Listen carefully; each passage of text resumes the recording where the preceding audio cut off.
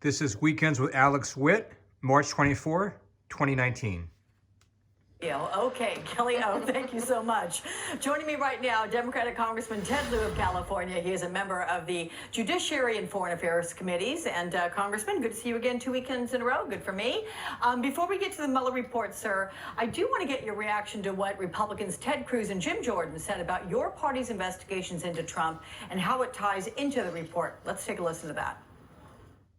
They don't think this Mueller report's going to be the bombshell they all anticipated it was going to be. So now they're launching all kinds of other charges, all kinds of other investigations. Yesterday, the Mueller report was the end-all and be-all. It was going to be the salvation for the Democrats and destroy President Trump. Now you can already see the Democrats pivoting away, saying, okay, well, we need to do other investigations. So what is your party expecting from this report? And were Democrats using this, to quote the congressman, as a salvation to destroy Trump? Thank you, Alex, for your question. Let me first say that the American people should be proud that this report even exists. Donald Trump tried on numerous occasions to block this investigation. The fact that Robert Mueller was able to complete it on his own terms, I think, shows the strength and vitality of our democracy and our institutions. Now this report must be made public. But Special Counsel Mueller's charge was narrow. He was looking at whether there was enough evidence to prove beyond a reasonable doubt that someone committed a federal crime mostly related to Russia. Congressional committees have a much broader charge. We are interested in knowing did Donald Trump, his family, or his associates commit any crime?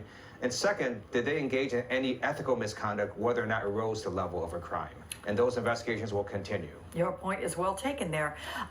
So Democrats and Republicans this morning could not at all agree on whether there was collusion or obstruction because of the news that there would not be any further indictments from the special counsel. Can it ever be business as usual between Congress and the White House at this point? It's hard to speculate without knowing what the report actually says. This report could exonerate Donald Trump. It could also say we would have indicted him, but for the fact that he's a sitting president. So there's a really large spectrum of possibilities. And the White House cannot use executive privilege to shield wrongdoing. So we have to see what the report says. And I also want to make sure that Attorney General Barr doesn't give a summary that is misleading. And I think he's very aware of that. Congressman, if the report says, look, the only reason we can't pursue anything here is because we cannot indict a sitting president, what does that lead to? Because if that's the only reason, and there is a sense that there's been some wrongdoing, what's next? If the report actually says Donald Trump committed a number of crimes and that they can't indict because he's a sitting president, then it would be up to Congress to hold Donald Trump accountable, which means we have to see the entire report and all of its contents. We can't do our job under the way the framers set up the Constitution if we don't have this information. So then, if you can't indict a sitting president, is it really a surprise that Mueller concluded his investigation without recommending criminal charges against the president? That's a great point. It is not surprising to me. In addition, we know that Robert Mueller also farmed out a lot of criminal matters to other jurisdictions that they are pursuing. So it's very possible that the Southern District of New York is going to hand down additional indictments based on what they find. Again, Robert Mueller's mission was quite narrow. The other offices are interested in knowing, did Donald Trump, his family, or his associates commit any crime? Senator Cruz also discussed the Democrats' impeachment strategy. Let's take a listen to what he said. They're going to impeach the president for being Donald Trump. You asked Congressman Nadler whether the House is going to impeach the president. I'll answer that for you. Yes, and they don't care about the basis. I mentioned that you were on with me last weekend, during which time we discussed all that happens with impeachment and your colleagues who've alleged the president has committed impeachable offenses. If your party is not going to impeach the president, why do Republicans swear by it?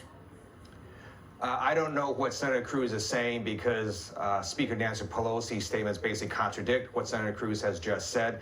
And in the Judiciary Committee, we don't have a record yet. We have interesting reporting. We've got interesting news articles. We have statements people have made. What we need are to gather documents, interview witnesses under oath, produce a record, and then we'll have a conversation with the American people on how to proceed after our investigation is concluded. If the DOJ does not fully release Mueller's findings, will you consider this a government cover-up, or are you willing to trust Barr's assessment, because it has been widely reported that Barr and Mueller have maintained a level of mutual respect for years? The American people in Congress absolutely need to see the entire report.